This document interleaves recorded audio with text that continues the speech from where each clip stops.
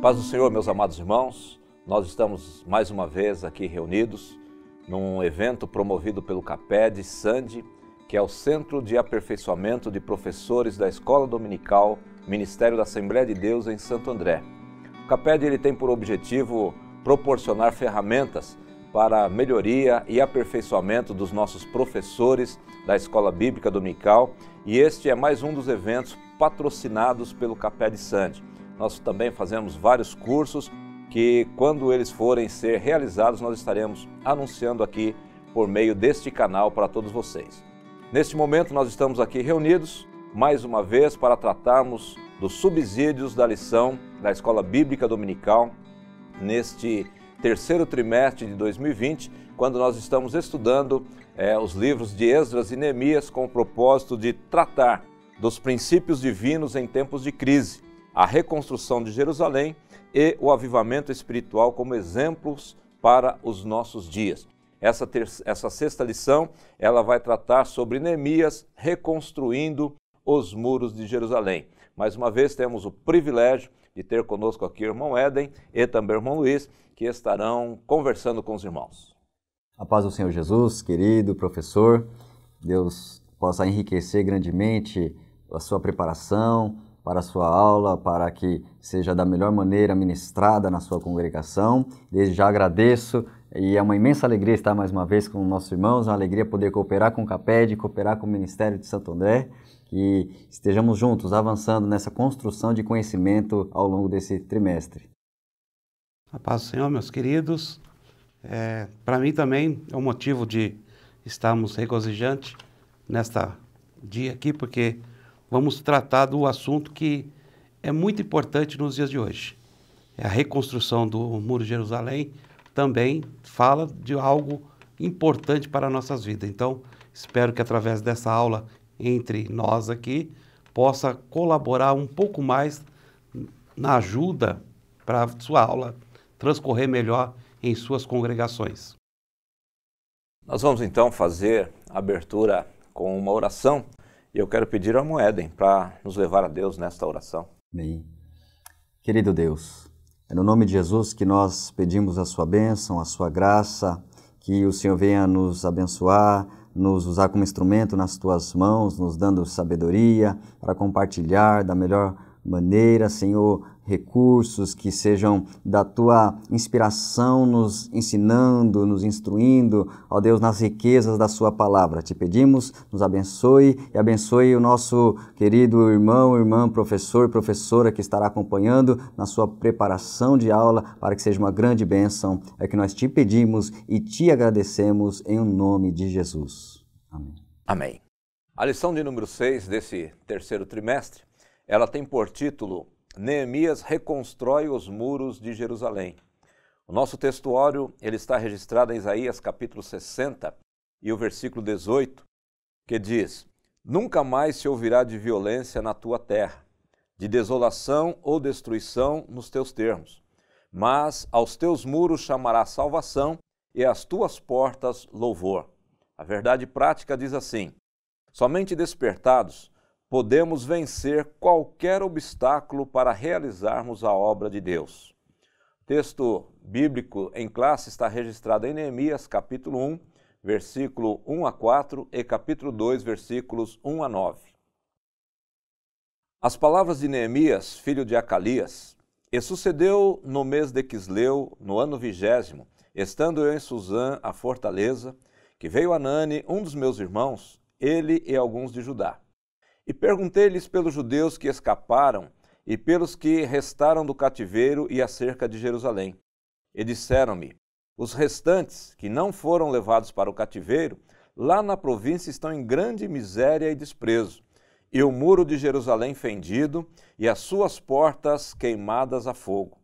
E sucedeu que, ouvindo eu estas palavras, assentei-me e chorei, e lamentei por alguns dias, e estive jejuando e orando perante o Deus dos céus. Sucedeu, pois, no mês de Nisã, no ano 20º do rei Artaxerxes, que estava posto vinho diante dele. E eu tomei o vinho e o dei ao rei, porém nunca antes estivera triste diante dele. E o rei me disse: por que está triste o teu rosto? pois não estás doente? Não é isto senão tristeza de coração.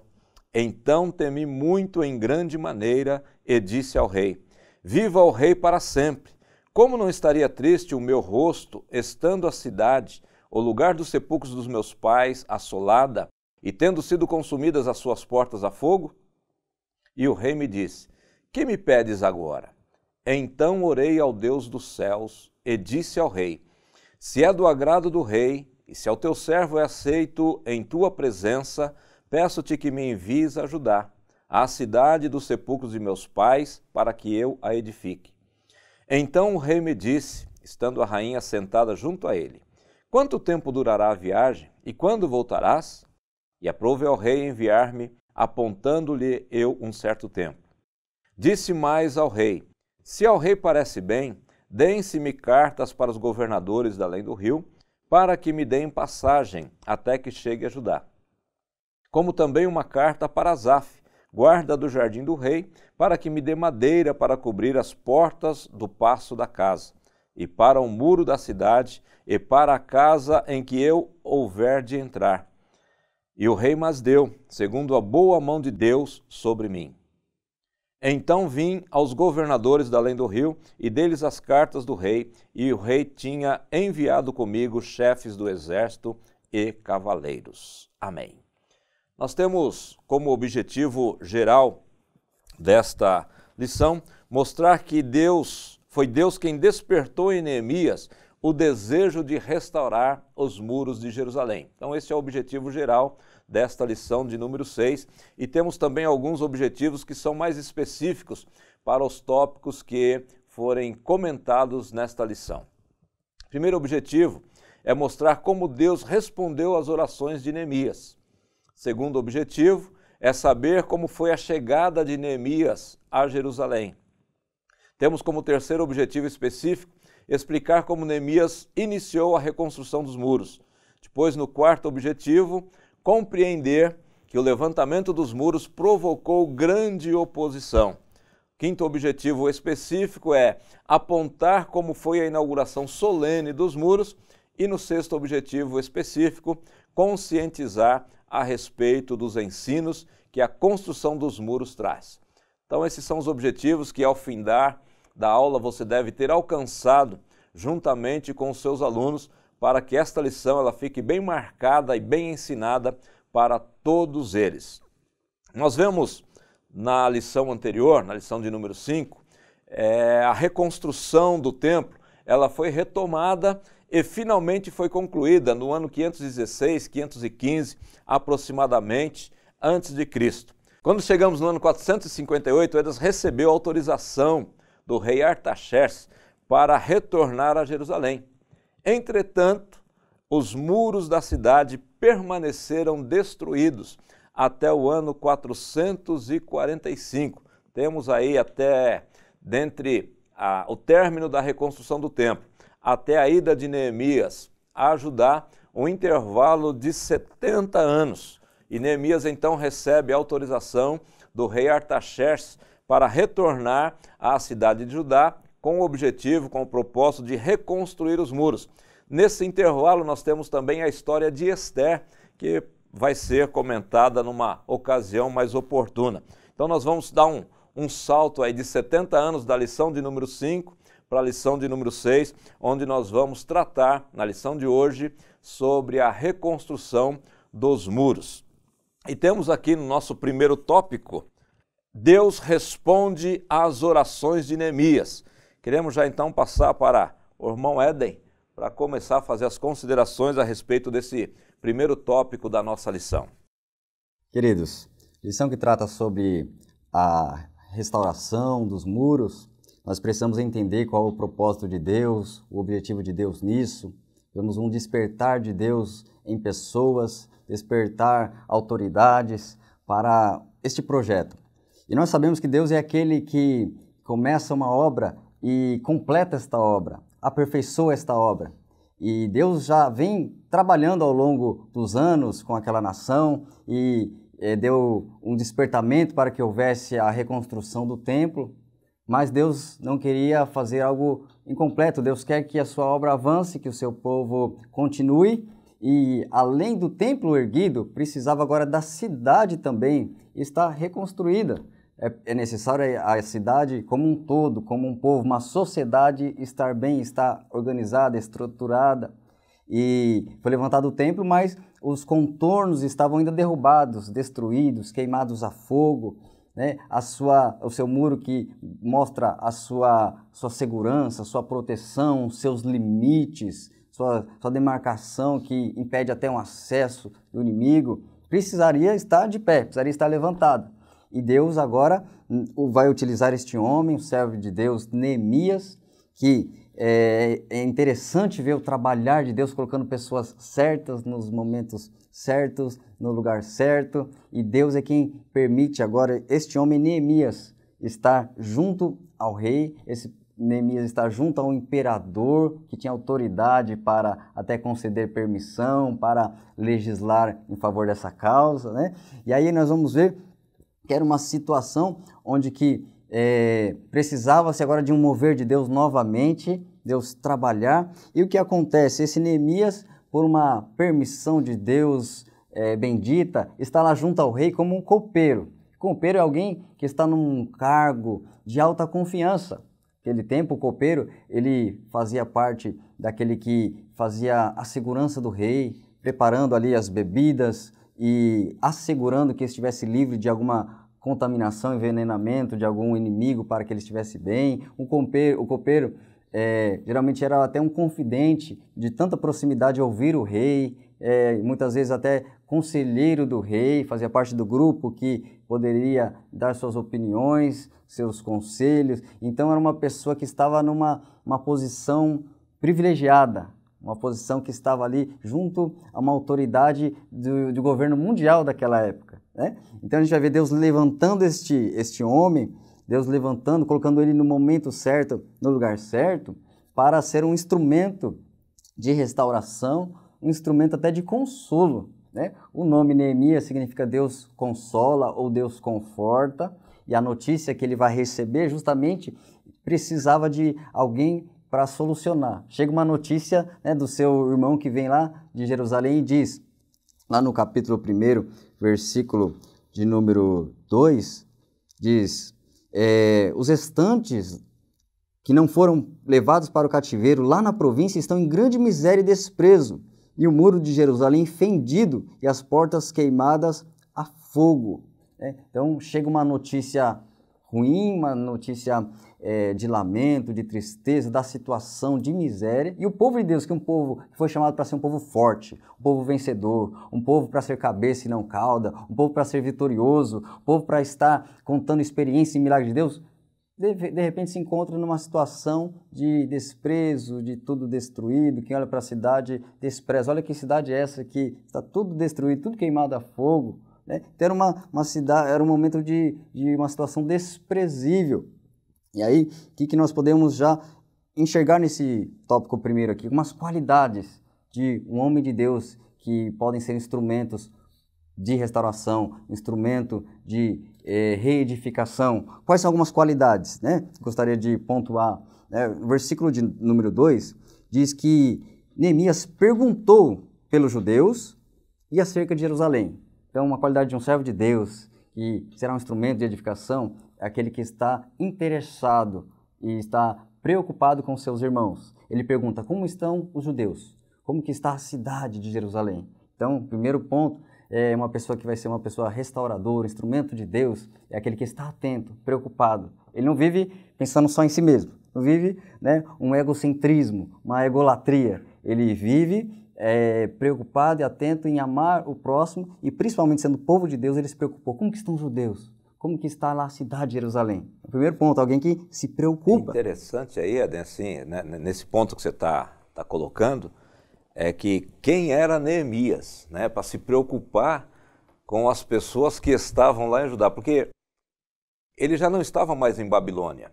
Se ele foi para Suzã, que é a sede do governo, e estava trabalhando como copeiro do rei, esse moço demonstrou um preparo, um prestígio muito grande, a ponto de ser tirado, porque o povo tinha se levado para a Babilônia. Agora ele não está em Babilônia. Como é que ele chegou até Suzã, até a sede do governo?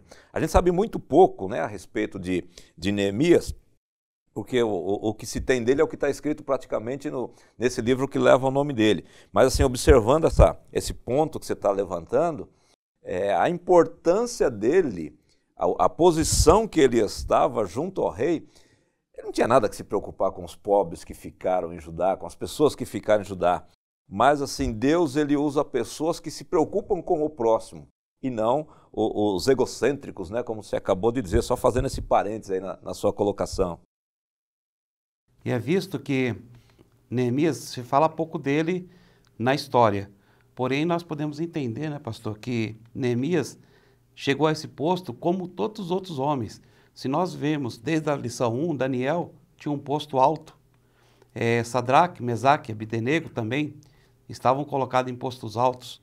O próprio Zorobabel, ele era homem, amigo pessoal de Dário. O Esdra também, um homem que se destacou e por isso teve o privilégio do rei para vir e ser o sacerdote, ser aquele que instruiria o povo na lei. Então Neemias também tinha essa qualidade. Ele se destacou como sendo um servo. E eu quero destacar no que o Éden falou, porque a palavra Neemias, ou o nome Neemias, tem significado consolador. E o consolador ele tem 4 características básicas. O primeiro das características dele é que ele é um servo de Deus e servo do homem. Ele está servindo o homem, que é o rei, mas ele serve a Deus. Ele não era um homem aleatório, ele servia a Deus. Segundo ponto que nós podemos entender também, como você citou mesmo o versículo 2 do capítulo 1, ele perguntou, e ao perguntar ele escutou Anani. Então ele é a pessoa que escuta o outro. Ele está disposto a escutar os problemas, as situações, o que está ocorrendo. Ele é uma pessoa preocupada com a situação. Então, o Consolador tem essa preocupação de escutar para entender a situação. Terceiro tópico, terceira coisa que nós podemos entender do Consolador, que ele é uma pessoa que tem empatia. Porque, como o pastor aqui mesmo colocou, ele estava diante do rei. Ele veio lá nos termos de Suzã, no palácio lá junto com o rei. Estava bom, estava ótimo para ele, mas ele tinha empatia pelo povo dele. E nós vamos ver para a história que o pastor no começo falou que tinha uma decorrência aí da lição 5, para agora 70 anos. E se nós vemos da deportação até Neemias, são 142 anos. Então ele nasceu lá em Babilônia, ele nasceu naqueles termos, e mesmo assim não se apartou o amor dele pela sua nação. Então ele tinha empatia pelo povo dele, ele se importou. E o quarto e último, mais importante de todos, é que ele tinha uma condição de poder se doer por esse povo. Ele se doeu de tal maneira que ele se entregou. Ele se entregou. Então nós vamos ver que Neemias, ele tinha todas as qualidades. E o Éden mesmo pontuou que um homem que foi colocado por Deus era o homem certo, na obra certa. E nós estamos sendo esse homem, essa pessoa certa na obra de Deus? Eu vejo também essa sensibilidade dele em ter essa compaixão, né? Olhar a situação deles, se colocar no lugar deles, se inconformar com aquilo. Então, realmente, pessoas que vão partir para a ação são pessoas inconformadas, pessoas que olham para uma situação e muitas vezes o chamado de alguém está relacionado com isso. Ele vê algo e Deus o faz sentir e incomodar-se e o impulsiona para a ação, né? É uma forma de identificar o chamado à vida de alguém, ele inconformado com aquilo, então era Deus dirigindo os passos dele em direção àquilo. Ele também tem um senso de coletivo, ele poderia falar que eu estou bem, fazer o quê, né? Já que estão lá, não posso fazer nada. Ele não, nós estamos assim, nosso povo, nossa nação, esse senso de coletivo, que deve ter na vida do servo de Deus, senso de unidade, um corpo de Cristo único, né? Cada um sendo um membro de um único corpo, cujo cabeça é Cristo. Então a gente vê essa pessoa que aí a qualidade final é o altruísmo. Tanto que, gostaria até de reforçar que ele é uma tipologia de Cristo, uma prefiguração de Cristo, que é aquele que está numa situação plena num palácio, junto ao trono, ele abre mão do seu bem-estar e ele vai em direção do local de miséria, local destruído, para restaurar os caídos, que assim é Cristo, né? Que estando nos céus é aquele que se dispôs a encarnar, se fazer homem como nós, em busca da restauração do homem caído, o homem distanciado, o homem sem a graça e glória de Deus. Então, Neemias, né, de uma maneira bela, ele prefigura o próprio Cristo. Eu vejo nessa simpatia pelo povo, né, algo que Tiago nos escreveu. E Neemias teve essa qualidade de mostrar para nós. Tiago 2,15 nos fala o seguinte: se o irmão ou irmã estiverem nus e tiverem falta de mantimento cotidiano, e algum de vós lhe disser, ide em paz, e aquietai-vos e fartai-vos, e lhe não derdes as coisas necessárias para o corpo, que proveito virá daí? Então Neemias, quando recebeu essa notícia, que proveito tem ele saber das notícias e ficar por isso mesmo? Mas ele tomou a atitude de ser aquele líder que ia tomar uma posição, né? Então nós vemos aqui nessa condição de Neemias que o homem de Deus, o servo de Deus, a serva de Deus, precisa ter a capacidade de se preocupar com os outros, se preocupar com o próximo, de se preocupar com as pessoas. Neemias, apesar da sua condição estável, da sua condição favorável, ele se preocupou quando chegou alguém que vinha de Judá, ele tomou a iniciativa de perguntar como estão as pessoas, como estão os nossos irmãos, como estão as pessoas que ficaram lá em Jerusalém. E quando ele recebeu a notícia da condição de pobreza, de miséria que estavam as pessoas, ele se incomodou com aquilo. E o incômodo dele fez com que ele se pusesse, como diz aqui a nossa lição, a orar e jejuar por estas pessoas. Buscar a Deus, talvez se colocando ali, Deus, eu estou bem, mas meus irmãos não estão bem. Como é que eu posso fazer para ajudar as pessoas que lá estão? Talvez ele nem imaginasse o que pudesse fazer, mas ele se colocou diante de Deus em oração, foi buscar a Deus. Então o tópico de número 2, ou o subtópico número 2, vai dizer que ele, angustiado pela notícia que recebeu, ele vai jejuar e orar. E nós vemos aqui a importância da oração, né? A importância da oração na nossa vida. Intercessor, né? Ele, ouvindo essas palavras, assentei-me, chorei, lamentei por alguns dias e estive jejuando e orando perante o Deus dos céus. É algo profundo, não é apenas algo momentâneo quando se recebe uma notícia assim, que pena. Não, é algo profundo, tocou no fundo da alma dele, de alguém se lamentar, chorar, jejuar, e ele recorre a Deus, o que pode resolver, que é a reação que o servo de Deus deve ter diante de qualquer notícia ruim, qualquer situação lamentável, é clamar aquele que tudo pode, é recorrer a Deus. Ele busca, ele ora, e aí os meses citados no texto vai mostrar que foram aproximadamente 4 meses orando, intercedendo.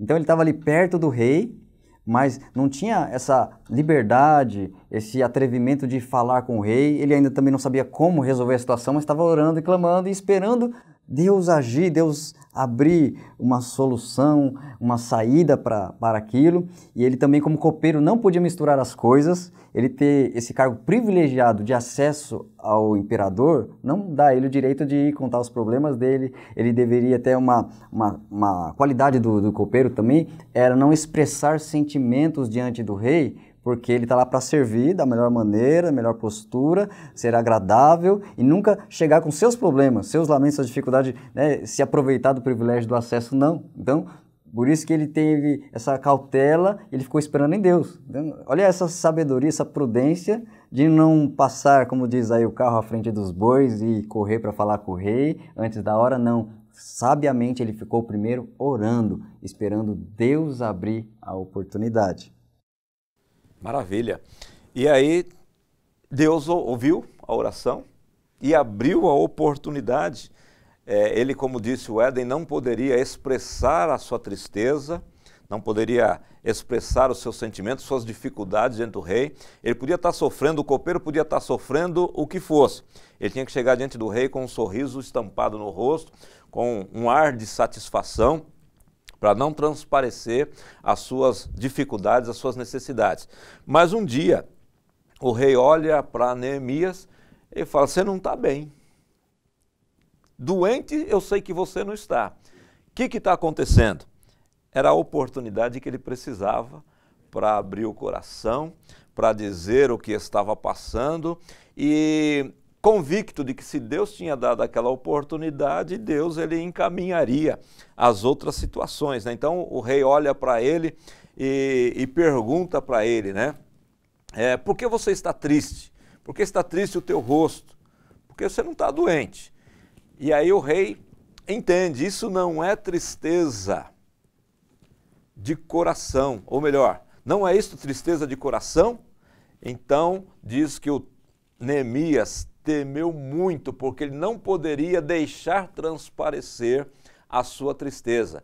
Mas nós vemos aqui que era Deus que estava agindo, e ele começa então a expor a sua necessidade, a expor o que trazia preocupação para ele. No versículo de número 3 do capítulo 2, ele vai dizer: olha, rei, como que eu não vou estar triste? Se lá a cidade onde estão os sepulcros dos meus pais, onde estão meus irmãos, a situação lá está muito difícil. Ele começa a contar, Luiz, como é que está a situação, né? Isso. Vamos ler primeiro Ezequiel 22:30. Vamos lá. Vamos ver um verso aqui interessante que Ezequiel nos coloca. Ezequiel 22:30 diz assim: e busquei dentre eles um homem que estivesse tapando o muro e estivesse na brecha perante mim por toda esta terra, para que eu não a destruísse, mas a ninguém achei. Então, Neemias, na sua postura, quando ele se colocou a orar, quando ele se colocou a jejuar, e aí o Éden estava comentando aqui, sabiamente, e eu comecei a meditar e ver aqui também, nesse momento, que nós oramos muitas vezes, e Tiago nos fala que nós não recebemos porque oramos mal, não sabemos como orar. E ele orou em favor do próximo, em favor de uma cidade, em favor de um povo. Ele não orou por si próprio. E ele jejuou por uma causa nobre. Nós jejuamos muitas vezes para conseguir um carro novo, uma casa nova, mas não jejuamos pela nossa família ser salva. Não jejuamos para que a nossa igreja seja uma igreja avivada. Não jejuamos para que a nossa cidade seja alcançada pelo Senhor Jesus Cristo. Não jejuamos para que a obra dos nossos missionários sejam bem-sucedidas. Então nós vamos ver que Neemias, quando ele se apresenta diante do rei, não é à toa, ele ficou 4 meses, são 120 dias. 120 dias orando e triste de coração. E chega um momento que o semblante cai. E foi isso que aconteceu com ele. Mas aí já era um trabalhado do próprio Deus, nós sabemos que Deus está no controle de todas as coisas. E fez, Oi, pois não? E fez parte da oração dele, do pedido, no finalzinho do versículo 11, que ele fala: faze prosperar hoje o teu servo e dá-lhe graça perante este homem. Então eu era copeiro do rei, ele pediu muita graça perante este homem. Ele pediu. E aí Deus abre essa porta, o rei vem até ele para fazer a pergunta. E a gente vê que agora Neemias também é um homem que sabe o que fazer, sabe o que precisa. Porque na sua resposta, quando o rei perguntou, então, o que você quer, o que você precisa, me dá um tempo, ele vem e me pede. Ele pede cartas que permitam autorização de passagem. Versículo de número 7. O versículo de número 8 também ele pede uma carta que seja permitida liberação de material para construção. Ele pede madeira. É o versículo 8, vou aproveitar e ler. Capítulo 2, versículo 8, que diz: como também uma carta para Asaf, guarda do jardim do rei, para que me dê madeira para cobrir as portas do paço da casa, e para o muro da cidade, e para a casa em que eu houver de entrar. E o rei mas deu, segundo a boa mão de Deus sobre mim. Ele tinha carta de autorização, ou seja, a lei estava do lado dele agora. Inclusive, esse temi sobremaneira tem outra questão interessante, porque havia anteriormente uma lei do próprio império que era para parar a construção, para parar a edificação de Jerusalém, e então tinha leis contrárias. Ele vem agora pedir uma lei para revogar uma ordem anterior, então é uma coisa que não se pede para um imperador, revoga a lei anterior aí, faz uma nova aqui para me favorecer. Então faz parte do temer, e agora eu vou entrar para esse pedido, né? E a boa mão de Deus é essa que altera decreto, altera a legislação se for necessário, move coração de reis, move nações, e agora ele de uma forma até ousada vai e pede, ó, eu quero liberação, quero autorização, quero carta, quero material, fez a lista toda ali, eu quero madeira, Pedido quero completo. Permissão. Ele falou, agora que Deus, isso é uma pessoa de fé, já que Deus abriu, então agora Deus está operando, estou vendo a mão de Deus agir, 4 meses de oração, agora estou vendo resposta, então agora eu vou ser ousado, eu quero a madeira, eu quero material, e ele teve até segurança, porque diz, versículo 9, que o rei enviou os chefes do exército e cavaleiros, até a segurança foi garantida pelo rei, então a gente vê a mão de Deus de uma forma milagrosa atuando na vida de Neemias, e ele, sabendo o que pedir, mostra uma pessoa que entende de administração.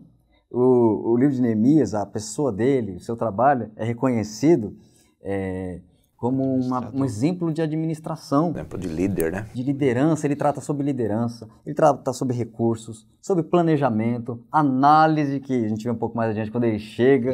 É uma pessoa que sabe motivação, coordenação de equipe, eficiência. Quando ele coloca assim, ó, cada um vai trabalhar em frente à sua casa, o seu muro, você vai e volta para sua casa mais rápido, é mais prático, eficiência de projeto. Ele é um exemplo sensacional de administração, de liderança, de pessoa que vai e os resultados acontecem.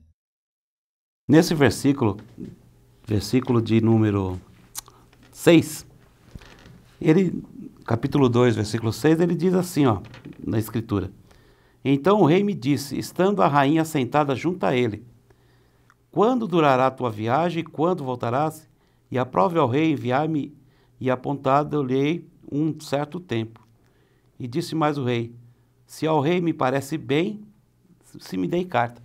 Então, veja, ele aproveitou uma oportunidade, mas se nós vemos um pouquinho acima, ele fala assim, pede alguma coisa para mim. E a Bíblia nos diz que ele orou. E essa oração não podia ser uma oração longa, não podia ser uma oração, sabe, de joelho, não podia ser... Tinha que ser uma oração chamada oração flash. Aquela que você faz no entendimento. Senhor, o que eu faço agora? Né?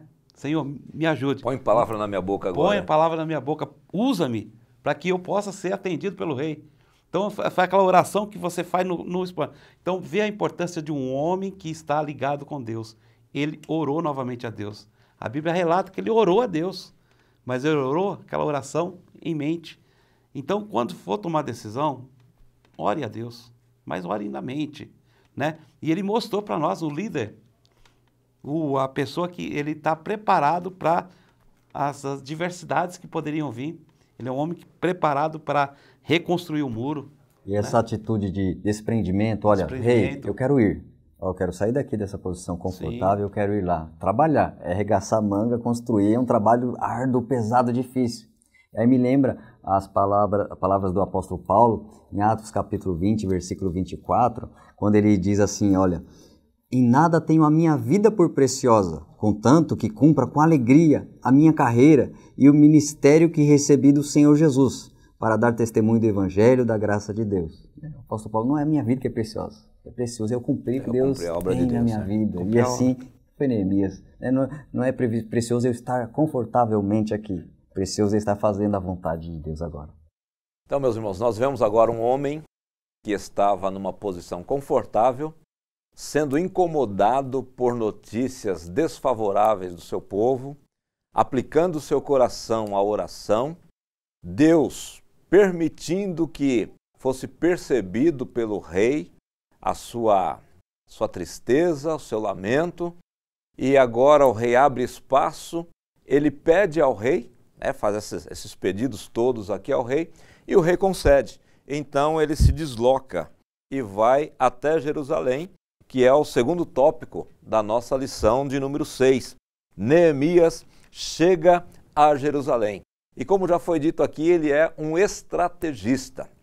Ele não chega com arroubos, ele não chega cantando vitória. Ele chega lá silenciosamente, não conta para ninguém o que veio fazer e ele vai inspecionar, ele vai avaliar o terreno, ver se de fato era aquilo mesmo que tinham dito para ele, checar como é que estava de fato a situação para depois ele se apresentar, Éden. Verdade. Ele chega com toda a prudência, são qualidades, são virtudes do servo de Deus, prudência. Ele então chega, primeiro tem outro detalhe também, ele ouviu falar, olha, disseram que tem muro queimado, portas destruídas, e ouve tudo aquilo. E aí diz a palavra de Deus que ele chega, ele sai à noite com poucas pessoas, discretamente, contornar a cidade, averiguar, e diz que ele foi checar a situação. Então uma coisa é ouvir, né? Às vezes nas igrejas também se ouve muita coisa, se comenta muita coisa, né? A língua é um instrumento difícil de domar, e aí ele ouve, e agora ao chegar lá ele vai averiguar, checar a situação, se é isso mesmo, foi verificar, foi avaliar, dali que sai a confirmação para prosseguir a execução de planejamento. Ele, como bom administrador, então ele avalia, ele calcula, daí que ele vai saber quantidade de material, como fazer. Então ele faz essa avaliação de modo sábio. E após avaliar, ele chama a liderança, chama eles para declarar, para dizer. E aí sim ele anuncia. Então depois de averiguar, ele agora vai para o segundo passo, que é declarar. Com aquele grupo ali, diz a palavra de Deus, versículos 17 e 18 do capítulo de número 2, e aí ele começa a expor. Então ele avaliou, ele inspecionou, o próprio Cristo é aquele que avalia e inspeciona a igreja, nós devemos avaliar, examinar a si mesmo, examinar o contexto ao nosso redor, sempre antes de agir, e agora ele vem, então chama para expor. No versículo 17, 18, ele fala sobre, olha, vejam a miséria que estamos, Jerusalém assolada, as portas queimadas, né? Então ele fala, olha, a cidade está sem muros, olha, eu estou vendo aqui de perto. Então ele chamou, convocou para essa reunião, né? Portas queimadas, porta que era o local tão importante da cidade, de entrada e saída, permissão de acesso, e até naquele tempo os juízes se reuniam nas portas da entrada da cidade para tratar assuntos importantes. Então quando fala, a porta está queimada, qual a situação da autoridade nessa cidade e do juízo, da justiça nessa cidade? Que ali se encontravam os juízes, os anciãos, pessoas de mais respeito, experiência e influência para tratar os assuntos, e da porta da cidade sair as decisões. Aí fala, uma cidade está sem porta? O que está acontecendo? Está tudo largado? Não tem justiça? A simbologia disso é que o muro representa a segurança. Então, nós cercamos nossa casa, fechamos nossas casas com muro, segurança, né? A própria palavra de Deus nos diz que se nós não vigiarmos, em vão vigia o sentinela. Para que se coloca o sentinela? Se coloca o sentinela em muros para que possam ficar vigiando. Então, o muro representa a segurança. E porta, que é a porta de entrada ou saída, mas ela também tem uma representação de juízo ou de justiça, né? Como você tem falado, justiça. Justiça refere a quê? Refere que o povo não estava recebendo a justiça, o atendimento necessário. Atendimento necessário. Toda boa cidade ela deveria ter o templo, ter um local de adoração a Deus, a cidade deveria ter os contornos, proteção, deveria ter portas, os juízos, deveria ter também torres no seu contorno, mostra vigilância, um povo que está atento aos inimigos, alguém está lá de olho o tempo todo ali, um revezamento nessa função de vigiar. Então, chega lá, não tem torre, não tem muro, não tem porta, né? Que situação que está. E aí ele fala do cenário, nessa reunião, lá no versículo 18, agora ele fala a boa notícia. Ele não pode só falar, olha, tá ruim. Né? O servo de Deus não é, tá ruim, né? Fazer o quê? Né? Ele vem, expõe a situação, o líder é aquele que entende, sabe enxergar e sabe ler a realidade ao redor, ler os fatos, que é o que ele faz no 17, e aí ele parte para o versículo 18, quando ele diz, então lhes declarei como a mão do meu Deus me fora favorável, como também as palavras do rei que ele me tinha dito. Então disseram, levantamo-nos e edifiquemos, e esforçaram as suas mãos para o bem. Então ele vem com um testemunho, olha, estou aqui, olha o cenário, olha a realidade, mas olha como Deus já está trabalhando, como Deus moveu o rei para prestar atenção num empregado.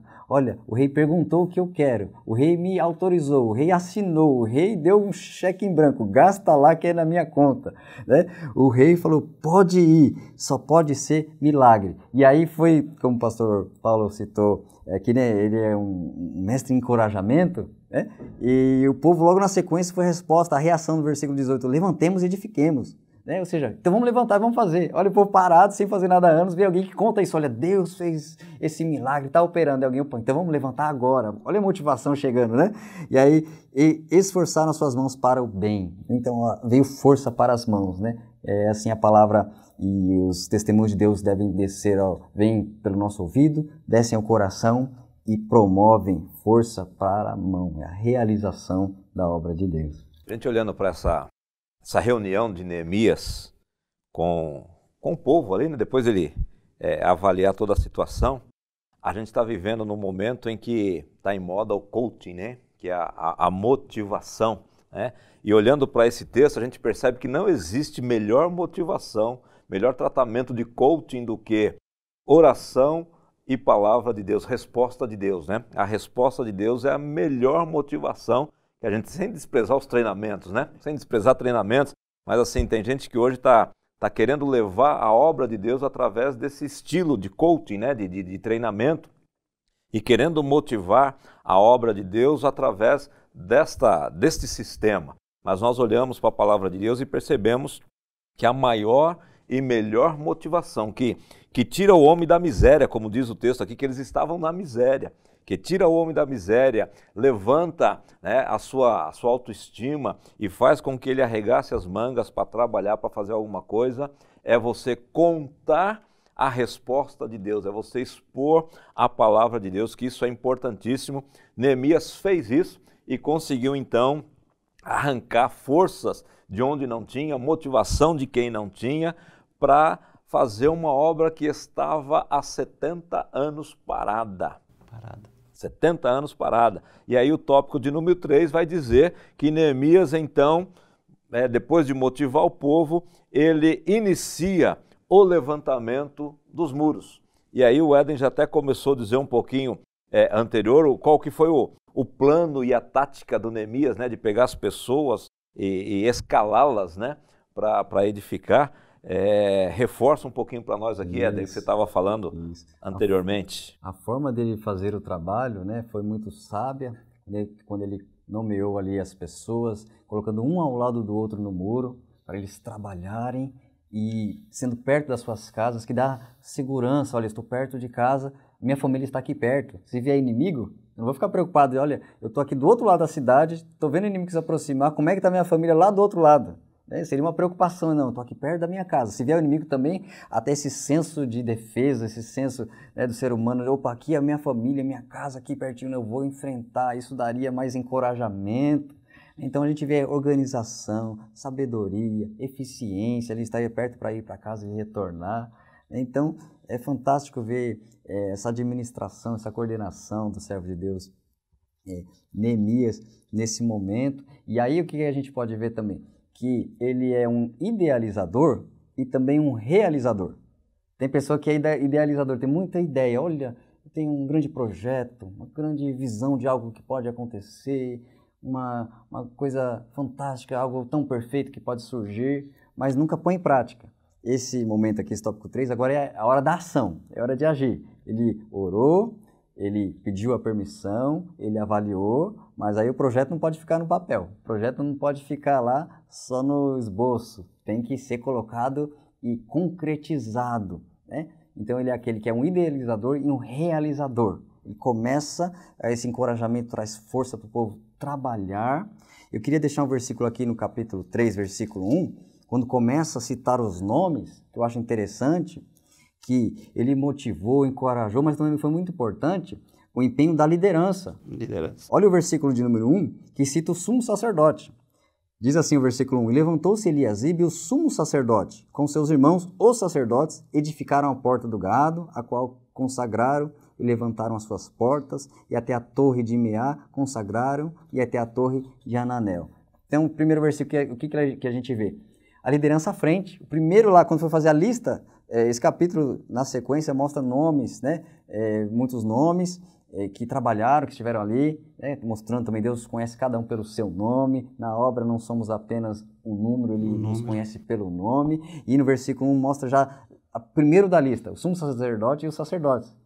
Era pôr mão na massa, bloco, cimento, material, seja o que for, estavam lá trabalhando, fazendo. Não ficaram assim, eu sou só sumo sacerdote, meu serviço é só sacrifício de animal. Não, estou aqui para trabalhar liderança como exemplo.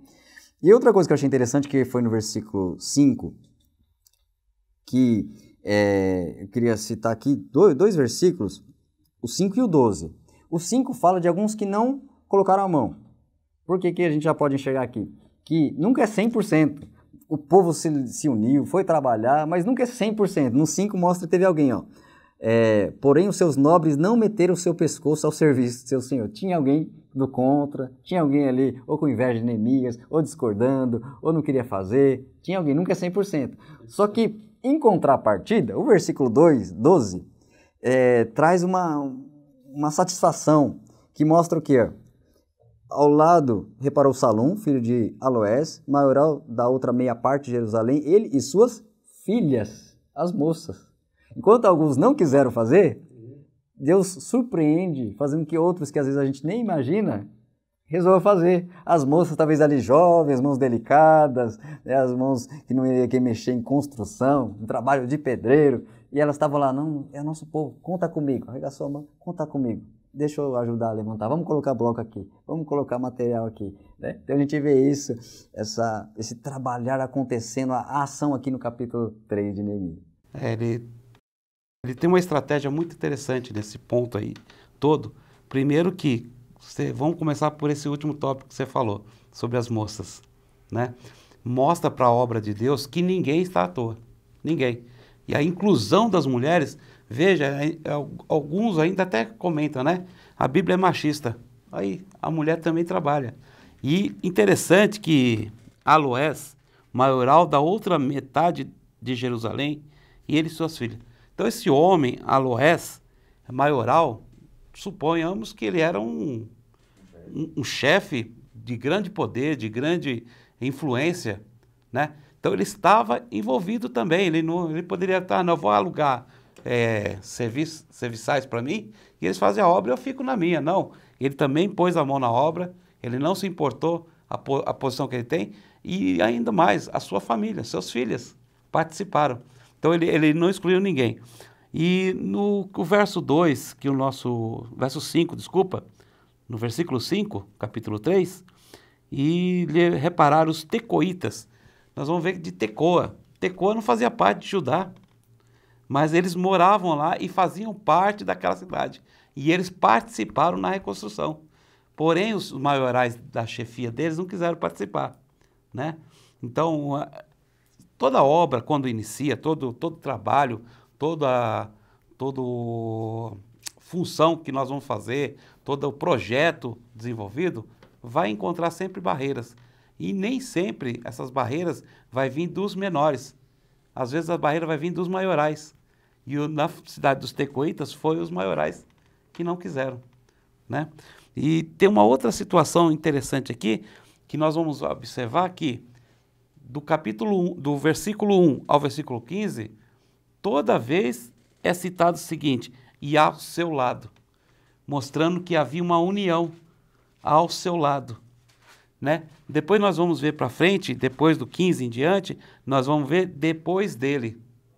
Então ele estava aqui, depois dele tinha mais um, na frente dele também tinha um. E mais para o final dos versículos, quando chegando perto do 28 ao 32, nós vamos encontrar defronte deles.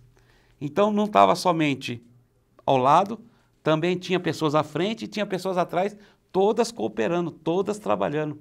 Então vamos ver o versículo, ó. O versículo 5. Ao seu lado repararam os tecoitas. Quer dizer, tinha ali a chefe, a família preparando a muralha, mas ao lado deles tinha os tecoitas. Depois nós vamos ver aqui, ó, depois deles repararam os levitas, Reum, versículo 17. Reum, filhos de Bani e os filhos de Coisa. Depois deles reparou Zadok, filho de Emá, Depois deles reparou Anani, no versículo 30, e no versículo 31. Depois deles reparou Malquias. E aí eu reparo uma coisa. Foi citado o nome de cada um. A importância do nome, de conhecer cada um. A importância de conhecer cada um, pastor. Pastor Maravilha. Paulo, o pastor Éden, e cada um ser conhecido. Ouvindo os nossos comentários aqui, dá a impressão que foi tudo muito bem, foi tudo tranquilo. Neemias ora, Deus usa o rei, dá carta para ele chega lá, inspeciona o terreno, ele consegue motivar as pessoas se colocam à disposição para fazer a reconstrução dos muros, eles começam a reconstrução, um do lado do outro, um após o outro, um defronte do outro, e a coisa vai caminhando, porém é obra de Deus. E a obra de Deus, ela nunca vai ser feita sem oposição. É muito importante que a gente preste atenção nisso, porque mesmo com oração, mesmo sendo a vontade de Deus, mesmo sendo aquilo que é o melhor para a comunidade, aquilo que é o melhor para a igreja, aquilo que é o melhor para todos nós, isso nunca vai ser feito sem oposição. Por quê?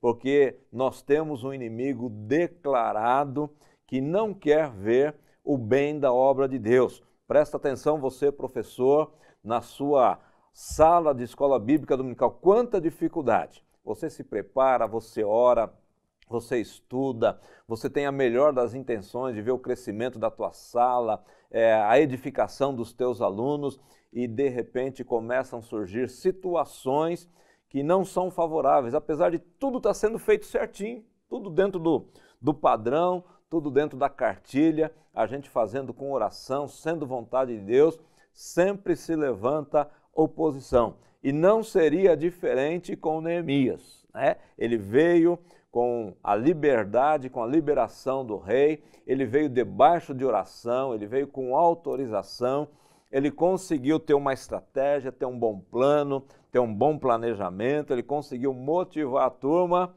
porém, e esse porém é o problema, né? Começaram a surgir os inimigos, é onde a gente vai para o quarto tópico da nossa lição e o quarto capítulo também do livro de Neemias. O levantamento dos muros provocou grande oposição. Vocês se lembram lá nas lições anteriores, quando a gente falou da edificação do templo, que eles chegaram, levantaram o altar e foi uma festa maravilhosa, foi júbilo, foi oração, foi cântico, foi alegria, até que os samaritanos chegaram para tentar impedir a obra. E agora aqui, mais uma vez, as coisas estavam caminhando muito bem, até que chegaram aí Tobias, Sambalate, os Amonitas, Gesem e tantos outros aí vieram para tentar impedir o prosseguimento da obra de Deus. E são pessoas de influência, segundo estudiosos, eram pessoas que eram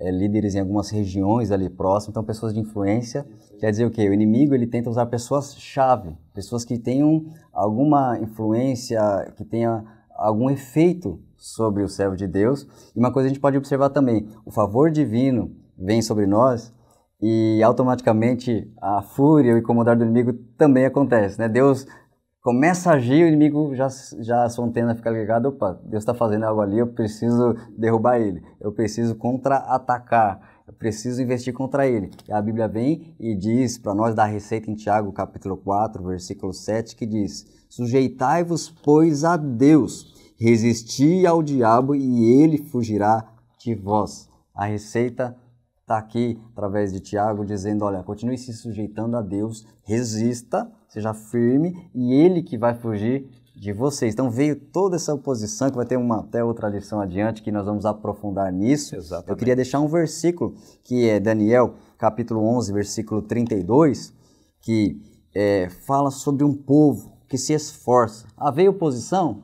Parte do povo de Deus é confiar em Deus. E o versículo 32 de Daniel 11, que ali é uma visão escatológica, fala de fim dos tempos, fala de oposição contra o povo de Deus. E no meio dessa oposição vem essa palavra de encorajamento que diz assim, na parte B do versículo. Mas o povo que conhece ao seu Deus se esforçará e fará proezas. Ou seja, a oposição vem, mas eu conheço o Deus que eu sirvo, eu me esforço e Ele vai me permitir fazer proezas. Nós vamos avançar a construção. As proezas é um projeto grande. Construir um muro seria um trabalho material e humano, mas ali representava toda a segurança daquele povo, tinha todo um envolvimento espiritual naquilo. Então nós vamos fazer esta proeza, que é o muro e é a identidade, é a restauração da cidade. E aí diz lá no versículo 6, capítulo 6, versículo 15 de Neemias, que eles concluíram, eles foram e fizeram a proeza que era esse projeto, que é, acabou-se, pois, o muro aos 25 de Elu, em 52 dias. Veio oposição, mas eles foram até o fim e foram vitoriosos no seu projeto. Essa oposição, nós vamos ver novamente a importância da oração.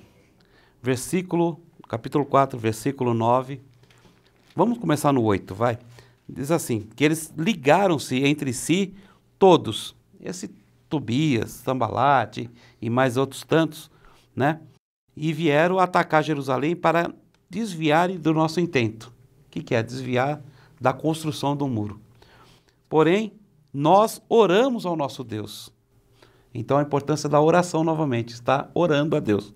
E não somente isso, nós já comentamos aqui que uma guarda contra eles, de dia e de noite, por causa deles. Então, eles não desfaleceram. Enquanto eles estavam ali construindo, também havia guardas, né? Guardando, olhando e perceber quando havia o ataque do inimigo. Então eles não estavam. Então, quando nós vamos ver o inimigo está atacando, nós temos que estar sempre vigilante.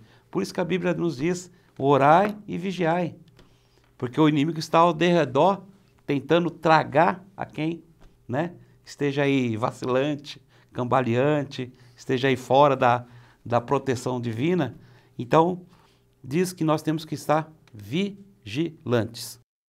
Muito bem, meus irmãos. Então nós vemos que, apesar de nós estarmos fazendo tudo corretamente, debaixo de oração, sendo a vontade de Deus, a oposição vem. A oposição, o opositor, ele sempre se levanta, mas tem uma coisa tremenda e gloriosa que o Éden já até citou aqui.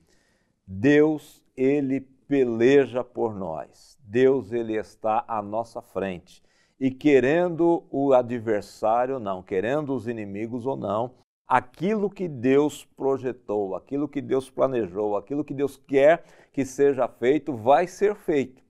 E conforme foi lido aqui no capítulo de número 6, no versículo de número 15, acabou-se, pois, o muro aos 25 de Elu. Num recorde, 52 dias para edificar os muros da cidade. Perceba que, assim, eu fico pensando, demorou 70 anos para em 52 dias resolver o problema.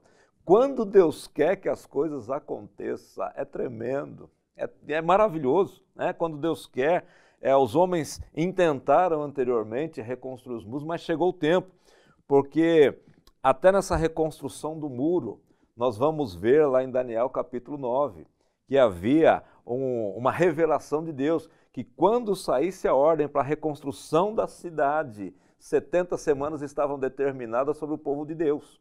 Então essa reconstrução, ela tinha que acontecer nesse tempo, porque aqui começa a contagem das 70 semanas de Daniel. Aqui começa uma contagem escatológica, né? Então assim, mesmo que tentaram antes, o tempo de Deus era aquele tempo. E em 52 dias, apesar das oposições, apesar das tentativas dos adversários, que nós vamos ver numa lição posterior, como foram essas tentativas e qual foi a forma de vencer essas tentativas, o certo é que em 52 dias o muro foi terminado, ele foi concluído, ele foi levantado. Acabou-se, pois, o muro aos 25 de Elu em 52 dias. E aí nós vamos então para o próximo, para o quinto tópico da nossa lição, que isso merece uma inauguração solene. 52 dias, uma batalha duradoura, né, em 52 dias, mas que foi vencida, e agora vamos comemorar, vamos celebrar, né?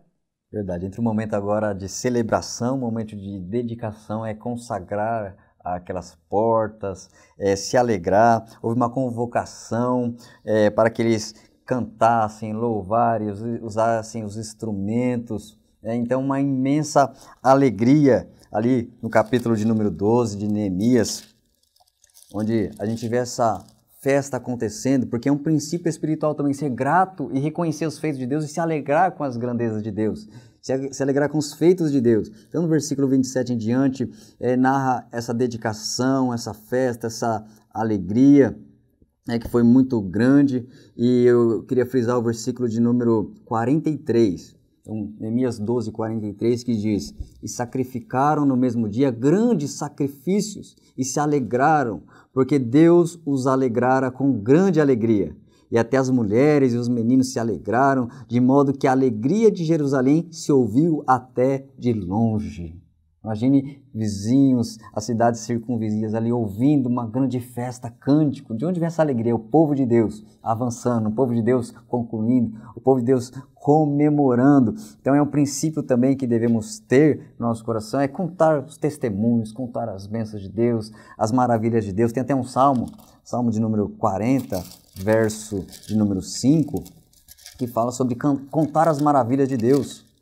Quero aproveitar e compartilhar Salmo 40, verso 5, que diz assim, o salmista: muitas são, Senhor meu Deus, as maravilhas que tens operado para conosco.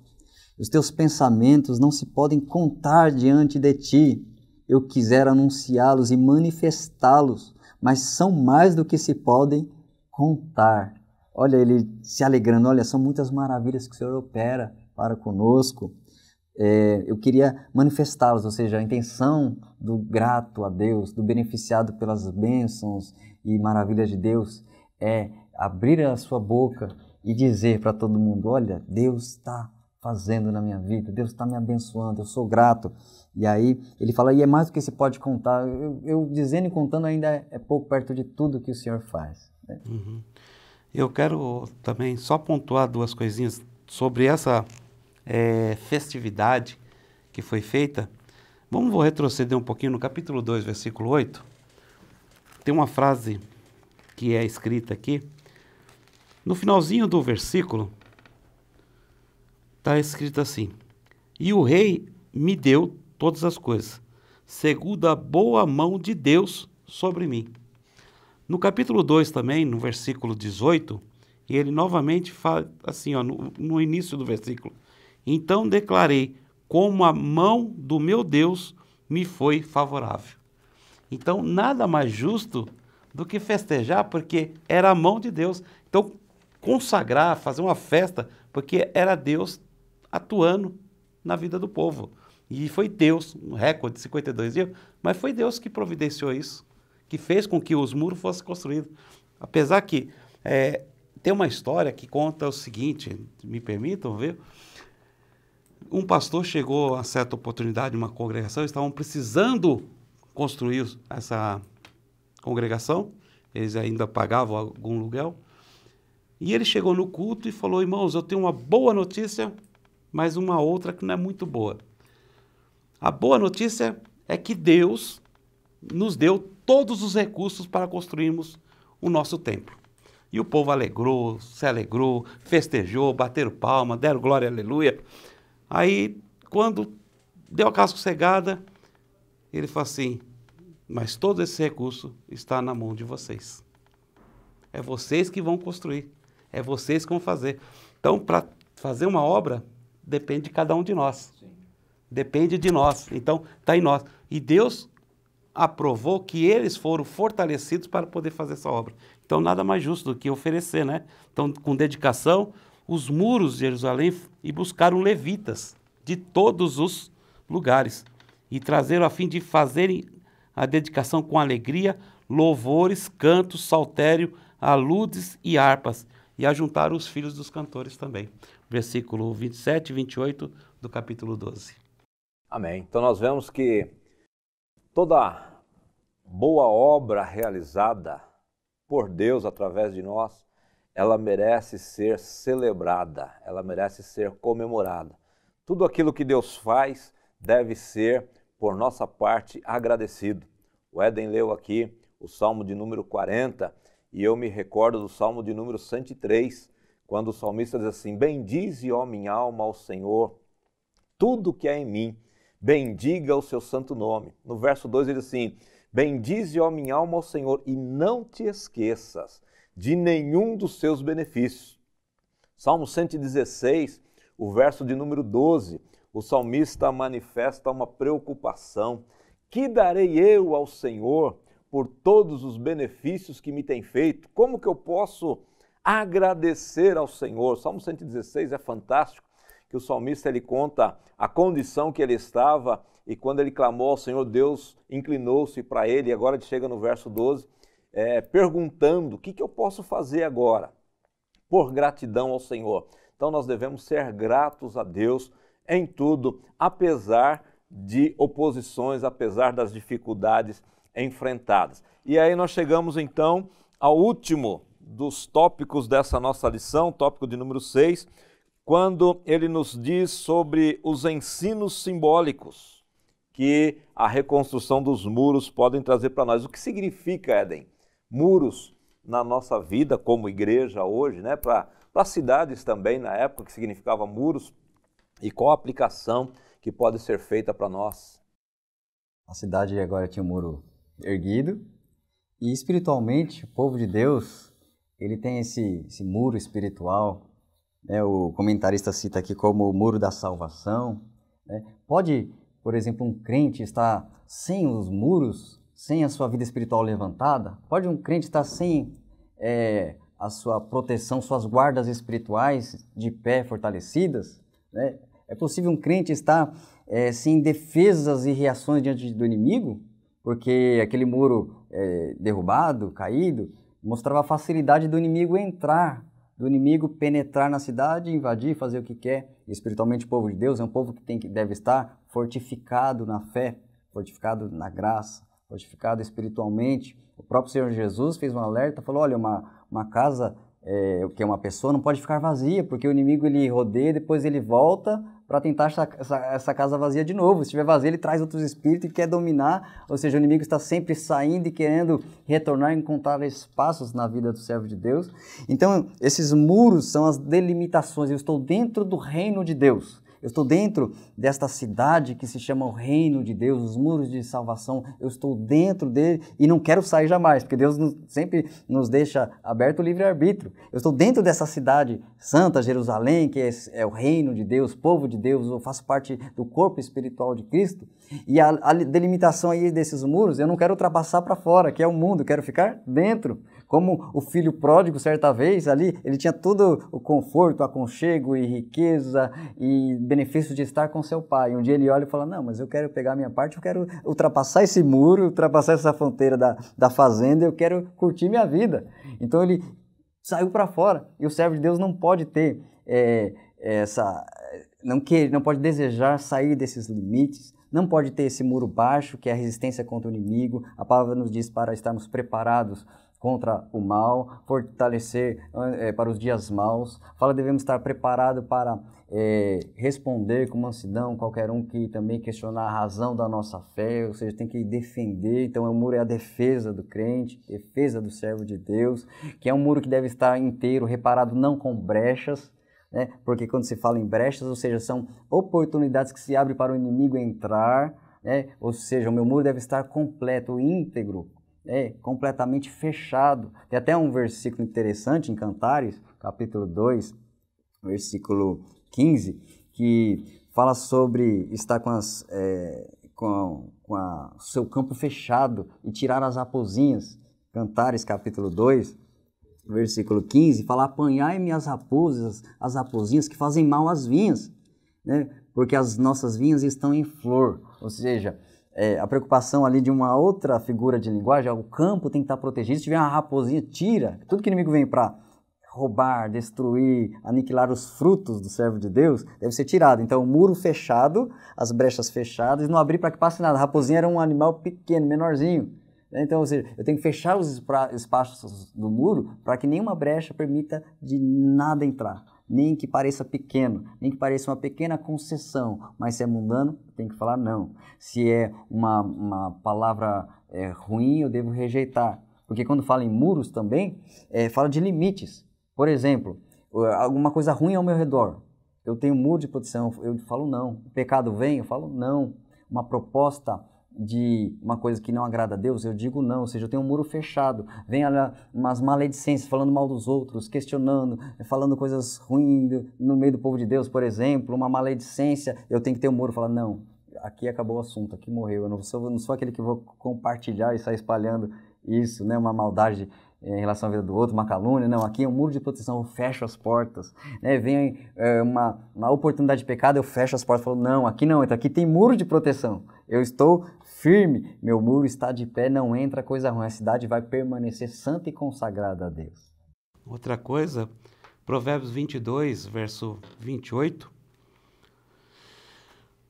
nos escreve assim, não removas os limites antigos que fizeram os teus pais.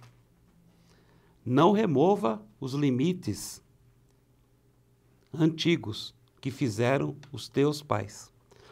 Nós vamos ver aqui no subtópico 3 que o muro de salvação é uma permanente linha divisória entre o reino de Deus e o reino deste mundo.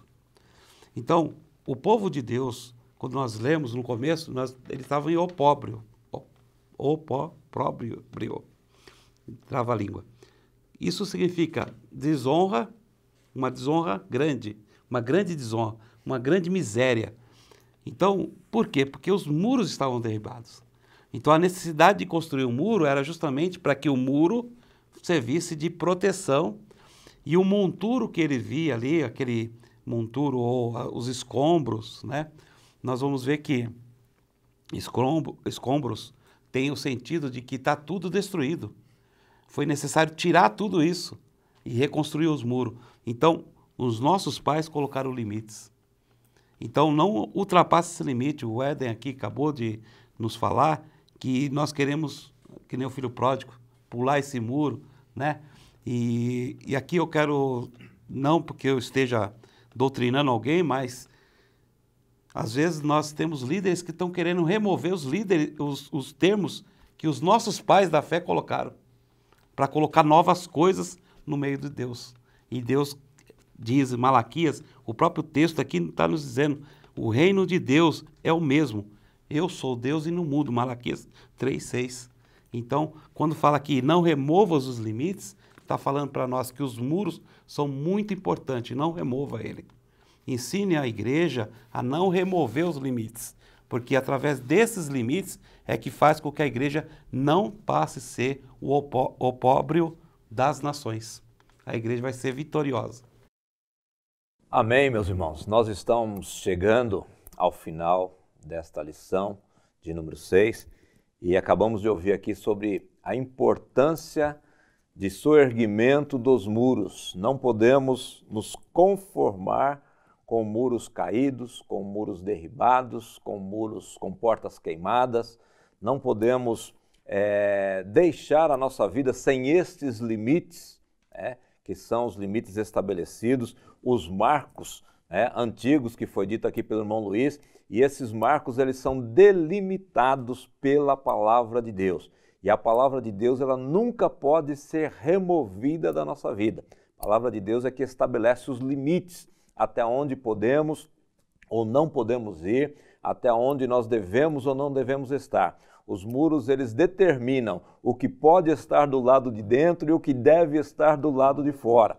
Então, o muro é exatamente esse limite, é proteção, é guarda, é tudo isso que foi dito aqui. Que nós possamos, então, observar os muros dentro do nosso contexto de igreja, para que esses muros estejam sempre levantados. Se você perceber que tem algum muro aí na tua vida, que ele está meio destruído, que as portas estão meio queimadas, que você possa fazer como Neemias, não se conformar com esta situação, aplicar teu coração em oração, em jejum, pedir a Deus que te dê estratégia para você reerguer este muros, sabendo que não vai ser fácil, vai ter oposição, vai ter dificuldade, mas quando nós estamos despertados por Deus através de oração, nós temos então convicção de que Deus está conosco, de que Deus vai adiante de nós. E desta forma, então, a obra de Deus na nossa vida em primeiro lugar e a obra de Deus no nosso contexto,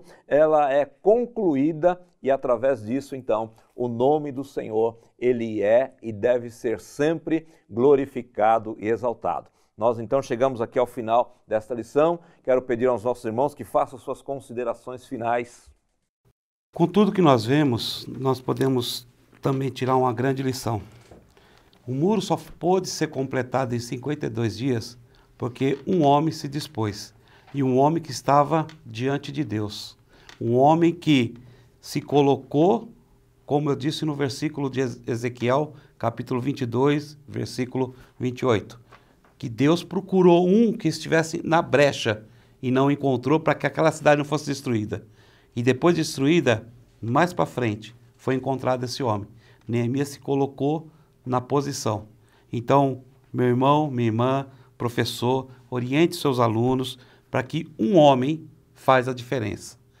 E vamos ver se uma igreja não pode fazer a diferença nessa face da terra. Também quero agradecer a oportunidade, agradeço esse compartilhamento que tivemos aqui, é muito bom, nós temos esse momento de edificação e compartilhar com os nossos professores e que nós venhamos guardar todos esses princípios. Neemias, um homem de Deus, levantado com esse altruísmo para ir em favor do povo para uma restauração, uma reconstrução, e que assim seja o povo de Deus, mesmo que passe por crises, mesmo que passe por momentos difíceis. Deus conta com pessoas que são altruístas, estimuladoras e que também na sua vida espiritual estejam com seus muros, a sua vida espiritual erguida, fortificada. Que em nome de Jesus os seus alunos estejam fortalecidos, estejam aqui com essa lição estimulados a levantar qualquer parte do muro que houver ainda incompleta, para que seja aperfeiçoada e cada um dos nossos irmãos e alunos seja uma grande bênção, uma cidade forte na presença de Deus. Amém, meus irmãos? Nós aqui do Capé de Sande chegamos então ao final desta sexta lição do terceiro trimestre de 2020, com o desejo de que tudo aquilo que nós comentamos aqui sirva de bom subsídio para que você possa preparar a tua aula e no próximo domingo, quando estiver expondo diante dos seus alunos, você seja uma ferramenta, um instrumento nas mãos do Senhor e que vidas sejam fortalecidas e edificadas através do ensinamento da Palavra de Deus. Portanto, como sempre fazemos, não queremos que você fique restrito a este comentário que deve ser simplesmente uma ajuda para você. Você tem a sua revista da Escola Bíblica Dominical, que deve ser estudada, você tem a Bíblia Sagrada para você ler, meditar, estudar, e sempre falamos aqui de preferência em mais de uma versão. Você tem também comentários bíblicos que você deve ter, um bom dicionário bíblico também, que vai te ajudar muito na preparação da tua aula. E assim nós desejamos então que você tenha uma aula muito produtiva diante da presença do Senhor. Nós vamos fazer mais uma oração e estaremos encerrando então este momento de compartilhamento da palavra do Senhor. Como nós começamos com o irmão Éder, vamos pedir ao irmão Luiz para fazer a oração de encerramento.